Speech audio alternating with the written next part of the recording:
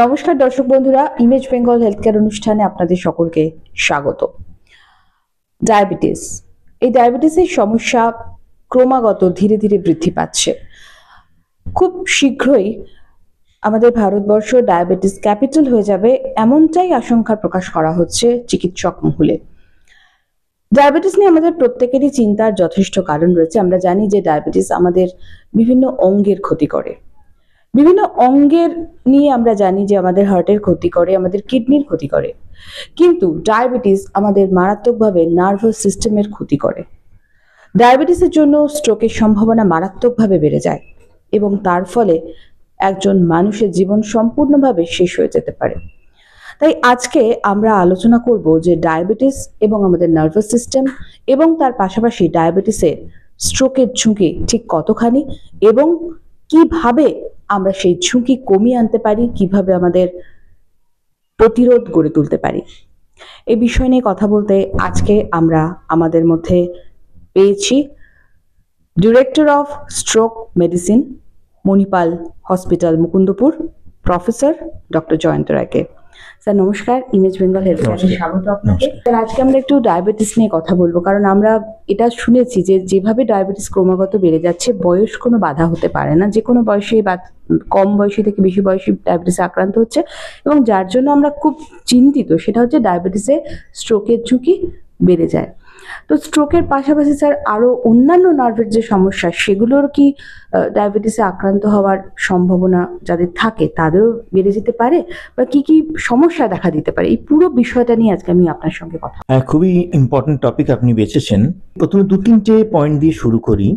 প্রথম কথা হচ্ছে যে ডায়াবেটিস এমন একটা অসুখ যেটাকে ঠিক রক্তে সুগার বেড়ে যাচ্ছে বা চিনির মাত্রা বেড়ে গেল এটাই ডায়াবেটিস, ব্যাপারটা তা নয়। ডায়াবেটিস ইজ একটা multi system disease, is a metabolic disease.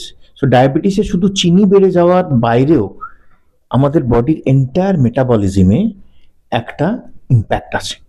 আমি তার ডিটেলে যাচ্ছি না, আমি জাস্ট আপনাকে বেসিক ব্যাপারটা বলছি। তো এটা বুঝতে হবে, এবং যেহেতু এটা মেটাবলিজমের এফেক্ট, তো ন্যাচারালি এর এফেক্ট অন্য সিস্টেমের উপরও পড়ে। It's a multi system disease. সেখানে ব্রেন বা নার্ভাস সিস্টেম একটা বড় অঙ্গ। এর সঙ্গে আপনারা খুব ভালোই জানেন যে চোখ, কিডনি, হার্ট এবং অন্য অঙ্গ প্রত্যঙ্গ তার কিছু প্রভাব পড়তে পারে। দ্বিতীয় যেটা হচ্ছে যে ডায়াবেটিস ব্রেনের বাদ দিলেও, আপনি যেটা বললেন যে নার্ভ, তো নার্ভাস সিস্টেমের ব্রেনের বাইরেও যে নার্ভাস সিস্টেমের অঙ্গ আছে যেটাকে আমরা পেরিফেরাল নার্ভাস সিস্টেম বলি, সেখানেও ডায়াবেটিস কিন্তু আঘাত করতে পারে। তো যারা ডায়াবেটিস হয়েছে এরকম রোগীরা, তাদের ডায়াবেটিস থেকে কি কি কমপ্লিকেশন হতে পারে সেগুলো সম্পর্কে যদি একটা সম্যক ধারণা থাকে, তাহলে তার প্রতিরোধের জন্যে তারা সচেতন হবেন এবং আগে থেকে আঁচ করতে পারবেন যে আমার এইগুলো বোধহয় হচ্ছে, বা তার চিকিৎসকও তাকে সেই সম্পর্কে অবহিত করবেন। আর এবং সিমটম শুরু হওয়ার আগে থেকেই বা শুরু হওয়ার সাথে সাথে যদি তার প্রতিরোধ করা যায়, তাহলে সেগুলোকে অনেকটাই নিয়ন্ত্রণে রাখা যেতে পারে।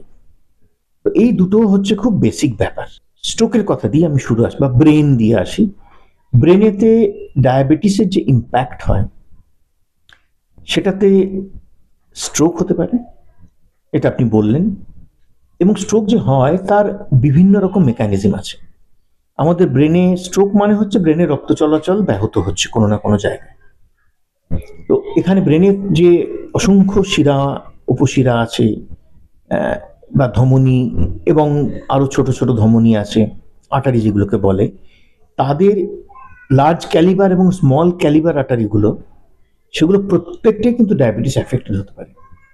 ডায়াবেটিস দেখা গেছে স্পেশালি যারা আনকন্ট্রোল ডায়াবেটিস, তাদের অ্যাথেরোস্ক্লেরোসিস হওয়ার চান্স বেশি। মানে যেখানে পাইপের মধ্যে মরচে পড়ে কল বন্ধ হয়ে যাওয়ার মতো আর কি, সেখানে কোলেস্টেরল অ্যান্ড প্লাক ডিপোজিট হয়ে আর্টারিগুলো ছোট হয়ে বন্ধ হয়ে যায়, যেটা হার্টে হয়, করোনারি আর্টারিতে, যার জন্য লোকের হার্ট অ্যাটাক হয়। সেরকম ব্রেনেতেও বড় আর্টারিগুলো ওইভাবে যদি বন্ধ হয়, তাহলে তাদের ব্রেন অ্যাটাক হয় বা স্ট্রোক হয়। তো সেটা ডায়াবেটিস, এবং তার সঙ্গে যদি তাদের high pressure, high cholesterol, smoking এগুলো আবার যোগ হয়, তাহলে তো বলাই বাহুল্য। তো এছাড়াও ডায়াবেটিস কিন্তু আমাদের ব্রেনের মধ্যে যে ছোট ছোট আর্টারিগুলো আছে, যেগুলো আমরা স্মল ভেসেল বলি, যেগুলো 250 মাইক্রোমিটারের নিচে ডায়ামিটার, এরা ব্রেনের একদম ভিতরে ভিতরে ঢোকে, মানে ব্রেনের একদম মানে কেন্দ্রস্থলের যে ইম্পর্টেন্ট নার্ভগুলো, তাদেরকে পেনিট্রেট করতে গেলে এই ছোট ছোট আর্টারিগুলো ভিতরে পেনিট্রেট করে তাদেরকে সাপ্লাই করে। এদেরকে আমরা পেনিট্রেটিং আর্টারি বা স্মল ভেসেল ডিজিজ বলি। ডায়াবেটিস কিন্তু এদেরকেও এফেক্ট করে, এবং এইখানেই হচ্ছে একটা ইম্পর্টেন্ট মেসেজ, যে এই পেনিট্রেটিং আর্টারিগুলো যখন অ্যাফেক্টেড হয়, স্মল ভেসেল, এই চেঞ্জেসগুলো ডায়াবেটিস স্লোলি করতে থাকে, এবং তার একটা ইম্পর্টেন্ট ম্যানিফেস্টেশন স্ট্রোক হওয়ার আগেও, সেটাকে আমরা বলি কগনিটিভ ইম্পেয়ারমেন্ট। এই কগনিটিভ ইম্পেয়ারমেন্ট বা eventually dementia small vessel disease থেকে, সেটাও কিন্তু ডায়াবেটিস তার একটা খুব ইম্পর্টেন্ট রিস্ক ফ্যাক্টর। তার মানে ডায়াবেটিস হলে যে স্ট্রোকই হলো প্রায় তার কোনো মানে নেই। এরকম হতে পারে যে ডিমেনশিয়ার চান্সও বেড়ে যাচ্ছে স্ট্রোক না হবার আগেও। এবং এটাও সকলকে আমি এই সূত্রে বলে রাখি যে ব্রেনেতে যে ব্লাড সাপ্লাই জনিত প্রবলেম বা ভাস্কুলার ডিজিজ, তার স্ট্রোক তো একটা ম্যানিফেস্টেশন, তার বাইরে কগনিটিভ ইম্পেয়ারমেন্ট বা ডিমেনশিয়া তার থেকে বহুগুণ একটা বড় ম্যানিফেস্টেশন। যদি একটা স্ট্রোক হয়, তার বিনিময়ে 10টা পেশেন্টের ওই ব্রেনেতে ভাস্কুলার চেঞ্জ হয়ে বসে আছে, বুঝতে পারছেন? তা ওটা স্ট্রোকের থেকেও সংখ্যায় কিন্তু অনেক বেশি মানুষের হয়। এবং ডায়াবেটিস তার একটা রিস্ক ফ্যাক্টর। ব্লাড প্রেশার বেশি হলেও হতে পারে, স্মোকিংও হতে পারে। তো ব্লাড প্রেশার, স্মোকিং এবং ডায়াবেটিস, এই তিনটে যাদের থাকে, this is a deadly combo. আমি এগুলোকে বলি ত্রিবেণী সঙ্গম। মানে এই তিনটে যদি কারোর থাকে এবং তিনি যদি এটা সম্পর্কে সচেতন না হন, সমূহ বিপদ। এইবারে দ্বিতীয় প্রশ্নে আসি, যে ডায়াবেটিস ব্রেনেতে স্ট্রোক করলো, ডিমেনশিয়া করলো, এর বাইরে যে পেরিফেরাল নার্ভাস সিস্টেম আছে, যেগুলো ডায়াবেটিসের জন্য এফেক্টেড হতে পারে, হয়ও। এবং এটা অনেকটাই ডায়াবেটিসের ডিউরেশনের উপরও ডিপেন্ড করে। লং টার্ম ডায়াবেটিক যারা, ধরুন 10 years plus, 15 years, 20 years, 25 years, তাদের দেখা যায় যে কিছু কিছু চেঞ্জেস নার্ভের মধ্যে আসছে। তবে হ্যাঁ, কন্ট্রোল অফ ডায়াবেটিস, সেটাও খুব ইম্পর্টেন্ট ফ্যাক্টর। মানে আনকন্ট্রোল ডায়াবেটিস অ্যান্ড কন্ট্রোল ডায়াবেটিসের মধ্যেও কিন্তু তফাৎ আছে। যারা ডায়াবেটিক তারা তো ভুগিয়ে গেছেন ডায়াবেটিসে, কিন্তু তারা সচেতন, তারা ডায়েট, ওজন, এক্সারসাইজ, ডায়াবেটিস কন্ট্রোল পুরোটাকে খুব সুন্দরভাবে নিয়ন্ত্রণ করছেন, তাদের কিন্তু কমপ্লিকেশন রেট অনেক কম হবে। আর যারা অনিয়ন্ত্রিত, তার মধ্যে ওই ত্রিবেণী সঙ্গম যেটা বললাম, তাদের তো হবেই হবে। সুতরাং এই যে পেরিফেরাল নার্ভাস সিস্টেম যখন ডায়াবেটিসে হয়, এগুলো কিন্তু লার্জ আর্টারি, লার্জ নার্ভ থেকে স্মল নার্ভ পর্যন্ত এফেক্টেড করে। সেগুলোকে আমাদের পরিভাষায় আমরা স্মল ফাইবার ডিজিজ বলি বা লার্জ ফাইবার ডিজিজ বলি। স্মল ফাইবার যেগুলো খুব সূক্ষ্ম সূক্ষ্ম নার্ভ, এরা আমাদের টেম্পারেচার কন্ট্রোল করে। মানে ধরুন পায়েতে গরম ছ্যাঁকা বা ঠান্ডা অনুভূতি বা পেন, এইগুলো স্মল ফাইবারগুলো দিয়ে যায়। এগুলো ডায়াবেটিস এফেক্টেড হয়, তাদেরকে আমরা বলি পেইনফুল স্মল ফাইবার নিউরোপ্যাথি। দেখা গেল যে একজন পেশেন্ট, ডায়াবেটিক পেশেন্ট, ইনি বললেন যে আমার পায়ে ডাক্তারবাবু জ্বালা হয়, জ্বলে যাচ্ছে, মনে হয় লঙ্কা বাটা দিয়েছে, বা আমি ঠান্ডা গরম বুঝতে পারি না, পা জ্বলছে গরম, কিন্তু হাত দিয়ে দেখছি যে পা ঠান্ডা, কিন্তু মনে হচ্ছে পায়ে লঙ্কা ঘষে দিয়েছে। আমি ঠান্ডা জলে পা ভিজাই, আমি বারবার পা ধুই, তাতে পাটা একটু ঠান্ডা থাকে। এগুলো হচ্ছে স্মল ফাইবার ইনভলভমেন্টের লক্ষণ। সেরকম লার্জ ফাইবার ইনভলভমেন্ট হতে পারে, তখন অবশ হয়ে যায় পা। হাঁটছেন কিন্তু মনে হচ্ছে উনি খালি পায়ে হাঁটছেন, মেঝেতে, সিমেন্টের মেঝেতে, মনে হচ্ছে উনি কার্পেটের উপর দিয়ে হাঁটছেন, তুলো তুলো লাগছে, মানে পায়ের তলাটা কিরকম একটা ফোলা ফোলা, আনইভেন সারফেস। এগুলো হচ্ছে লার্জ ফাইবার ইনভলভমেন্টের লক্ষণ। কারণ এরা পায়ের তলায় যে সারফেসটা, তার যে টেক্সচার, সেই ইনফরমেশনটা ব্রেনে রিপ্লে করতে পারছে না, কারণ ওই নার্ভগুলো এটা ক্যারি করতে পারছে না। তো এইগুলো তলা থেকে শুরু হয়, মানে পায়ের একদম গোড়ালির নিচে থেকে নিচের পোর্শনটা, তারপর আস্তে আস্তে উপর দিকে ওঠে। এটাকে আমরা বলি glove and stocking sensory loss. মানে একটা গ্লাভস পরলে যতটা ঢাকা থাকে আর একটা মোজা পরলে যতটা ঢাকা থাকে, এই জায়গাটাতে ওরা প্রথম এফেক্ট করে, কারণ longest nerve is affected first. তো সেই জন্যে পা দিয়ে ইউজুয়ালি শুরু হয়। তবে হ্যাঁ, আবার ডায়াবেটিসে চোখের নার্ভকেও এফেক্ট করতে পারে। হঠাৎ করে চোখ ট্যারা হয়ে গেল, একটা চোখের মনি বেঁকে গেল, এটা ডায়াবেটিকদের আমরা খুব কমন পাই। এটা অনেকে চোখের স্ট্রোক বলে ডিসক্রাইব করে। ওটা বেসিক্যালি ইন আ ওয়ে বলতে পারেন, কারণ চোখের যে নার্ভগুলো বা বডির যে কোনো নার্ভ, তাদেরও তো বাঁচতে গেলে ব্লাড সাপ্লাই লাগে, এবং সেগুলো খুব সূক্ষ্ম সূক্ষ্ম ব্লাড সাপ্লাই, একদম মাইক্রোস্কোপিক, সেইগুলো ব্লক হয়ে যায় ডায়াবেটিস। এগুলো আমরা বলি মাইক্রোভাস্কুলার ডিজিজ। তখন ওইটা হয়ে গেল। তো তার একটা মানে আসার কথা হচ্ছে যে এরা রিকভার করে যায় 2 থেকে 3 মাসের মধ্যে। চোখের যে নার্ভটা ডায়াবেটিস থেকে হয়, ট্যারা হয়ে যাওয়ার কথাটা যেটা বললাম, সেগুলো রিকভার করে। তবে হ্যাঁ, ডায়াবেটিসে যখন রেটিনোপ্যাথি হয়, চোখের retina, that's a completely different disease. সেটাতে অপথ্যালমোলজিস্ট যারা রেটিনা স্পেশালিস্ট, তারা সেটাকে ডিটেক্ট করেন, তারা তার ট্রিটমেন্ট করেন, এবং যারা ডায়াবেটিক তাদের প্রত্যেক বছর নিয়মিতভাবে চোখের চেক আপ করা, যে তাদের রেটিনোপ্যাথি আসছে কিনা, খুব ইম্পর্টেন্ট। কারণ রেটিনোপ্যাথি আমি জানতেই পারলাম না, তারপর রেটিনোপ্যাথি হয়ে আমার চোখে হেমারেজ হয়ে গেল, আমার ভিশন চলে গেল, দ্যাট ইজ টু লেট। তো রেগুলার চেক আপ রেটিনোপ্যাথির জন্য এটাও খুব ইম্পর্টেন্ট। সেখানে অনেক আগে থেকে রেটিনোপ্যাথি হওয়ার সাথে সাথে কিছু হওয়ার আগেই সেটা প্রিভেন্ট করা যায়। তারও প্রচুর ট্রিটমেন্ট আছে, লেজার থেরাপি আছে, চোখের ডাক্তাররা সেগুলো করেন। তো জানাটা এই জন্য দরকার যে আমি বুঝতে পারবো যে আমাকে কোনগুলো খেয়াল রাখতে হবে। চিকিৎসকও যেরকম অ্যাডভাইস দেবেন, আমাকেও একটু ওয়াকিবহাল থাকতে হবে, এবং সেইগুলো নিয়মিত যদি করা যায়, তাহলে আপনি ব্রেন বা নার্ভ সংক্রান্ত যে কমপ্লিকেশন ডায়াবেটিসের, সেগুলোকে আপনি অনেকটা আটকাতে পারেন। স্যার, আরেকটা বিষয় যেটা আমার আপনার কাছে প্রশ্ন, যে হাত পা কাঁপা, এই সমস্যা নিয়ে অনেকেই ভুগে থাকেন। এই হাত পা কাঁপা সমস্যাটা যাদের ডায়াবেটিস আছে, তাদের কি নার্ভের সমস্যার দিকে ইন্ডিকেট করে? ডায়াবেটিসের সঙ্গে সাধারণত হাত পা কাঁপার ডাইরেক্ট কোনো রিলেশন নেই। এর সঙ্গে অন্য কোনো অসুখ যদি মিশে থাকে তাহলে হাত পা কাঁপতে পারে। হ্যাঁ, আপনি যদি রেয়ার সিচুয়েশনের কথা ভাবেন, যেখানে ডায়াবেটিক পেশেন্টদের এমন নার্ভের ডিজিজ বা পেরিফেরাল নিউরোপ্যাথি হয়েছে যেখানে হাত পা সমস্ত নার্ভ খুব সিভিয়ারলি অ্যাফেক্টেড, এরকম হতে পারে, সেরকম সিচুয়েশন হয়তো একটু হাত কাঁপছে, এরকম হতে পারে। বাট ডায়াবেটিসের জন্য, শুধু ডায়াবেটিসের জন্য হাত কাঁপছে, এটা সাধারণত হয় না। স্যার, তাহলে যাদের ডায়াবেটিস রয়েছে, এবং আপনি যেটা বললেন যে 10 বছরের বেশি সময় ধরে যাদের ডায়াবেটিস রয়েছে এবং যারা সেভাবে ট্রিট করেও না, তো তাদের জন্য মানে কি ধরনের সাবধানতা, বা যারা ট্রিট করেও তাদের জন্য কি ধরনের সাবধানতা জরুরি? ডায়াবেটিস এমন একটা অসুখ, এই সারা জীবনের সঙ্গী। প্রথমত হচ্ছে যে ডায়াবেটিস প্রিভেনশন কিভাবে করা যায় সেটা জানাটাও যেরকম দরকার। মানে কারোর ধরুন ফ্যামিলি হিস্ট্রি অফ ডায়াবেটিস আছে, তাদের তো সম্ভাবনা অন্য 5টা মানুষের থেকে বেশি। একজন মানে পেরেন্টসদের মধ্যে একজনের থাকলে একটা রিস্ক, দুজনেরই যদি ডায়াবেটিস থাকে তাহলে একটু বেশি রিস্ক। এবার সেই মানুষটা জানেন যে আমার আরেকটা 5টা মানুষের তুলনায় আমার ডায়াবেটিস হওয়ার রিস্ক বেশি। এবার তিনি সেটাকে প্রিভেন্ট করার জন্যে বা সেটাকে ডিলে করার জন্যে উনি এক্সারসাইজ, ডায়েট, ওজন যাতে না বাড়ে, এই সমস্ত জিনিসগুলো যদি উনি কন্ট্রোল করেন, যেগুলো মডিফায়েবল, জিনটাকে উনি চেঞ্জ করতে পারছেন না, কিন্তু এগুলোকে যদি উনি চেঞ্জ করেন, মানে এনভায়রনমেন্টাল ফ্যাক্টর অ্যাডিশনাল, তাহলে তার ডায়াবেটিস হওয়াটাকে উনি কিন্তু অনেক দিন পিছিয়ে দিতে পারেন। বা হয়তো হলোই না, তার তো হবে, তার কোনো মানে নেই।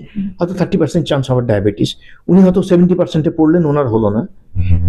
আবার যিনি 30%-এর মধ্যে পড়েছেন, যার হতে পারতো, তিনি এইগুলো মেনটেন করে তিনি তার ডায়াবেটিস হওয়াটা পিছিয়ে দিলেন। আপনি দেখবেন অনেকে যে ইয়াং ডায়াবেটিক, 34 বছর বয়স কি 38 বছর বয়স, হাই ব্লাড সুগার, এদের ফ্যামিলিতে হিস্ট্রি আছে হয়তো, তার সাথে তিনি এক্সারসাইজ তো করেনই না, ওভারওয়েট, ডায়েটের কোনো কন্ট্রোল নেই, এদের ডায়াবেটিস চলে হলো 38 বছর বয়সে। এই মানুষটাই যদি প্রপার লাইফস্টাইল মেনটেন করতেন উইথ দ্য সেম জিন, তাহলে হয়তো ওনার ডায়াবেটিসটা অ্যাপিয়ার হয়তো করতো, কিন্তু সেটা হয়তো অনেক পরে গিয়ে করতো। তো সুতরাং প্রিভেন্ট করাটা খুব ইম্পর্টেন্ট। আর যদি ডায়াবেটিস হয়ে যায় তাহলে অবশ্যই চিকিৎসকের কাছে যেতে হবে। এবং তার পরামর্শ নিয়ে পুরো চিকিৎসা করতে হবে। সেখানে ওষুধও খাচ্ছি আর বাকি লাইফস্টাইল মেনটেন করছি না, সেটা তো খুব একটা লাভ নেই। সবটাই করতে হবে। এটা ঠিকই যে যারা ডায়াবেটিক তারা যদি সঠিকভাবে তাদের চিকিৎসা করেন, এরকম প্রচুর মানুষ আছেন যাদের লংজিভিটি ডায়াবেটিস হওয়া সত্ত্বেও আরো নন ডায়াবেটিকদের থেকে কোনো অংশে কম নয়, কারণ তারা সচেতন, তারা তার রোগকে ভালোভাবে কন্ট্রোল করেন, সবকিছু মেনে চলেন, নজরে রাখেন, কমপ্লিকেশন হলে তারও ট্রিটমেন্ট করেন এবং সেখান থেকে তারা আরো 5টা মানুষের মতো অ্যাক্টিভ লাইফ এবং লং লাইফ পাচ্ছেন। সুতরাং ডায়াবেটিস এত বেশি প্রিভ্যালেন্ট হওয়া সত্ত্বেও সচেতনতা যদি খুব ভালো মতো থাকে, তাহলে আপনি নার্ভের কথা বলুন বা অন্য ডিজিজের কথা বলুন, সেগুলোকে অনেকটাই আটকে রাখা যায়। একদম। স্যার, আমি একটা সাধারণ প্রশ্ন করব, যেহেতু আপনি প্রতিনিয়ত প্রচুর স্ট্রোক পেশেন্টকে দেখেন স্যার, যে সমস্ত স্ট্রোক পেশেন্ট আপনি ট্রিটমেন্ট করেন বা যারা আপনার কাছে আসে, তাদের মধ্যে পার্সেন্টেজটা আমি একটু জিজ্ঞাসা করবো যে কত পার্সেন্টেজ তারা ডায়াবেটিসে আক্রান্ত আর কত পার্সেন্টেজ তারা নন ডায়াবেটিক?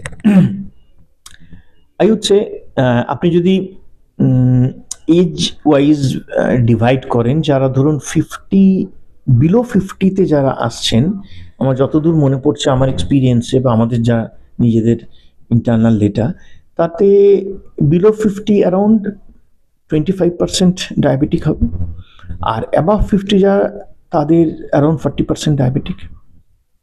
বেশ একটা ভালো সংখ্যা। এবং এদের ইউজুয়ালি সিঙ্গেল রিস্ক ফ্যাক্টর থাকে না।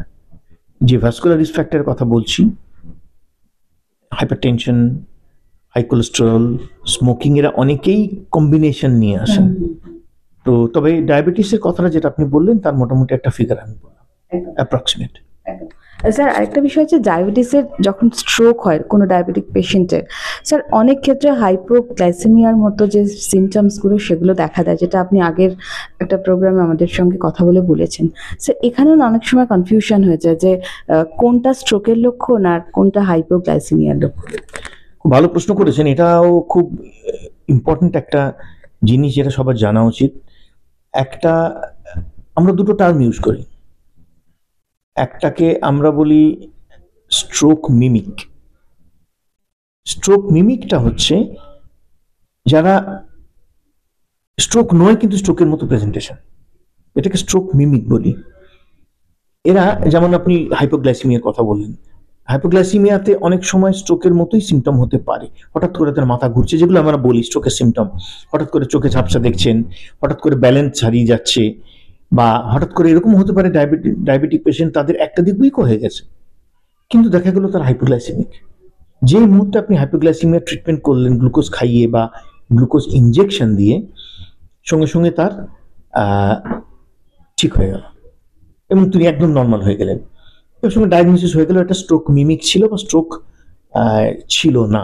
এরকম আরেকটা গ্রুপ অফ ডিজিজ আছে যারা অ্যাকচুয়ালি স্ট্রোক কিন্তু প্রেজেন্ট করছে অন্যভাবে। এটাও আরেকটা মানে ইন্টারেস্টিং অ্যান্ড ইম্পর্টেন্ট অ্যাসপেক্ট। যেমন ধরুন একটা স্ট্রোক পেশেন্ট, তিনি প্রেজেন্ট করলেন একটা হঠাৎ করে মাথা খারাপ হয়ে গেলে একটা লোকের যেরকম হয়, মানে হঠাৎ করে দেখা গেল সে ভুলভাল বকছেন, কথাবার্তার মধ্যে কোনো সামঞ্জস্য নেই, একটা প্রশ্ন করলে আর একটা উত্তর দিচ্ছেন, লোকে ভাবলে কি মাথা খারাপ হয়ে গেল নাকি মানুষটার। বা হঠাৎ করে তার সাইকিয়াট্রিক সিমটম, সে উত্তেজিত হয়ে পড়েছে, হঠাৎ করে উত্তেজিত বাড়ির লোককে মারধর শুরু করেছে। তো এবং এটা হঠাৎ করেই হয়েছে, মানে এই সুস্থ মানুষ, কাল পর্যন্ত একদম সুস্থ, এগুলো কিন্তু স্ট্রোকের লক্ষণ হতে পারে। এমন একটা স্ট্রোকে অদ্ভুত অদ্ভুত জায়গায় স্ট্রোক হয় যারা কিন্তু প্যারালিসিস দিয়ে হয় না। প্যারালিসিস হতে গেলে স্ট্রোকের মোটর কন্ট্রোলের জায়গায় হতে হবে, কিন্তু তার জায়গায় ইমোশনাল কন্ট্রোলের জায়গায় একটা স্ট্রোক হলো, যেটাকে আমরা হিপোক্যাম্পাস বলি। সেখানে হয়ে গিয়ে পেশেন্ট হঠাৎ করে আমরা অদ্ভুত বিহেভ করতে শুরু করলো। বা পোস্টেরিয়র ল্যাঙ্গুয়েজ এরিয়া, যেখানে স্ট্রোক হলে মানুষ হঠাৎ করে কথা বলছে, কথার মধ্যে কোনো মানে এমন অদ্ভুত অদ্ভুত শব্দ বলছে যেগুলোর কোনো ডিকশনারিতেই নেই। আমরা তাকে বলি নিওলজিজম, মানে একটা অদ্ভুত শব্দ উনি আবিষ্কার করলেন যেটা পৃথিবীতে এক্সিস্টই করে না। তো কথার মাঝখানে ওরকম 2-4টা শব্দ বলে দিচ্ছেন, বাড়ির লোক বলছে কি বলছে, এর কোনো মিনিংই নেই।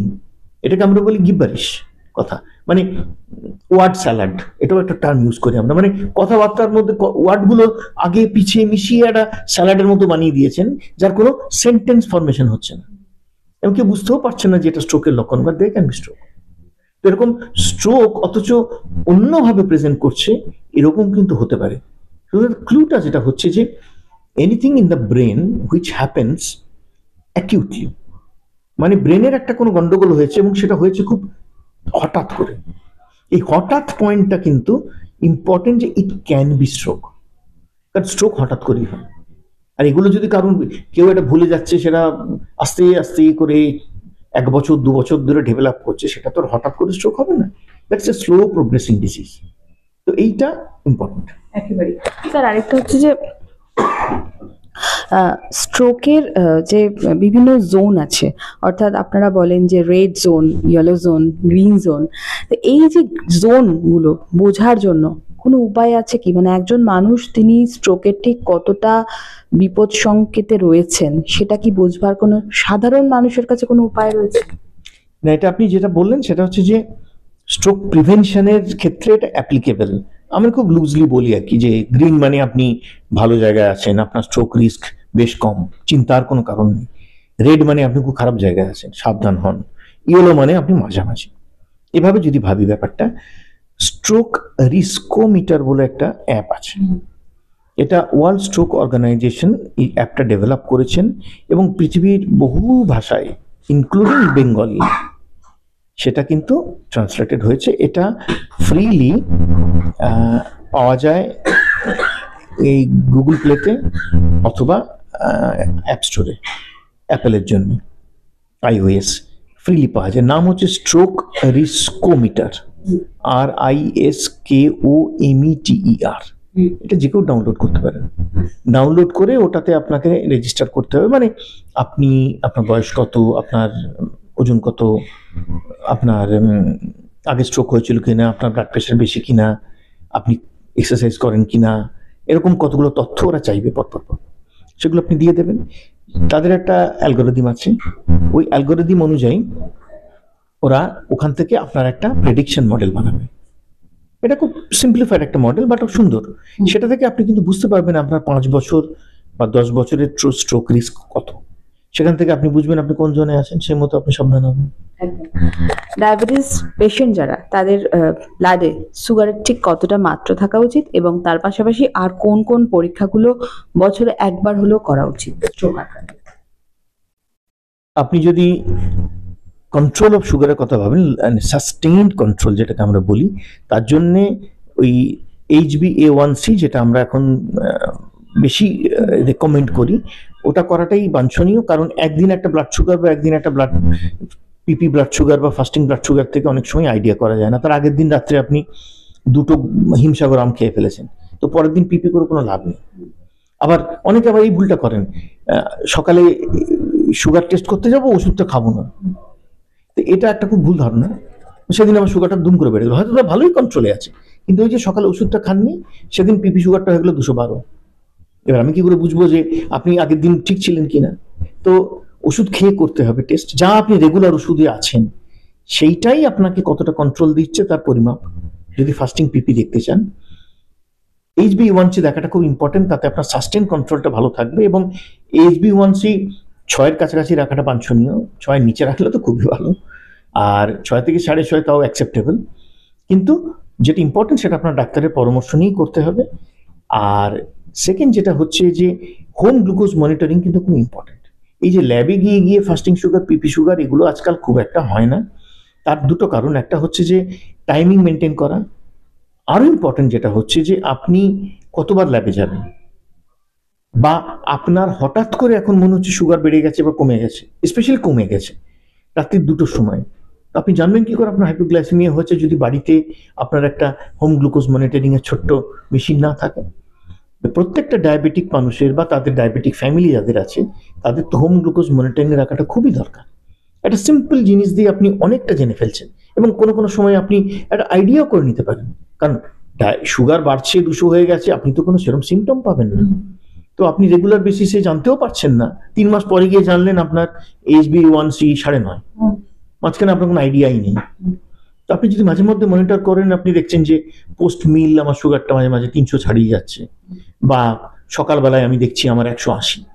তো তার আগেই ডাক্তারের কাছে যান, ওই 3 মাসের পরে রেজাল্টটা না নিয়ে যাওয়ার আগে। তো তার যে চিকিৎসক, তার পরামর্শ নিয়ে প্রপার কন্ট্রোল করে একটা গোল সেট করে এগোতে হবে, যে আমার কিরকম টার্গেট আমি নিয়ে এগোবো, এবং ওষুধ খাওয়ার সাথে সাথে যদি বাকিগুলো মেনটেন হয়, যেগুলো বলছিলাম, এক্সারসাইজ এটসেট্রা, তাহলে তো নিয়ন্ত্রণে আসা উচিত। একদম। আমার যেটা শেষ প্রশ্ন সেটা হচ্ছে, যেহেতু আজকে আমরা ডায়াবেটিস রোগীদের বিভিন্ন সমস্যা নিয়ে আলোচনা করছি এবং স্ট্রোকের পাশাপাশি যেহেতু আমরা নার্ভাস সিস্টেমের বিভিন্ন প্রবলেম নিয়ে কথা বলছি, আপনার কাছ থেকে একটা মেসেজ চাই যে তারা কি করবেন এবং কি ধরনের জীবনযাত্রা তারা করলে তারা ভালো থাকতে পারবেন এবং এই সমস্ত অসুখগুলোকে আটকাতে পারবেন। সব ডায়াবেটিক পেশেন্টদের জন্য আমার একটাই মেসেজ, যে ডায়াবেটিস সম্পূর্ণ একটি ট্রিটেবল ডিজিজ। সুতরাং ডায়াবেটিস হলো মানেই ভয় পাওয়ার তো কোনো কারণ নেই, কিন্তু চিকিৎসকের পরামর্শ নিয়ে প্রথম থেকে যদি আপনি একটা সুশৃঙ্খল জীবন তৈরি করে একটা টার্গেট সেট করে এবং কিভাবে সেটাকে মনিটর করবেন, নজরে রাখবেন, সে সম্পর্কে অবহিত হয়ে ভালোভাবে সেটাকে কন্ট্রোলে রাখতে পারেন, তাহলে এই যে কমপ্লিকেশনগুলোর কথা হলো, এগুলো সবই হচ্ছে অনিয়ন্ত্রিত ডায়াবেটিকদের জন্য। যারা নিয়ন্ত্রিত, ওয়েল ইনফর্মড এবং খুব কেয়ারফুল থাকছেন, তাদের ক্ষেত্রে কিন্তু এগুলোর সম্ভাবনা অনেক অনেক কম। তাই এইভাবে যদি চলা যায়, তাহলে ডায়াবেটিসকে ও আপনাকে কাবু করতে পারবে না, আপনি ওকে কাবু করে দেবেন। তো সুতরাং এইভাবে কিন্তু চলতে হবে।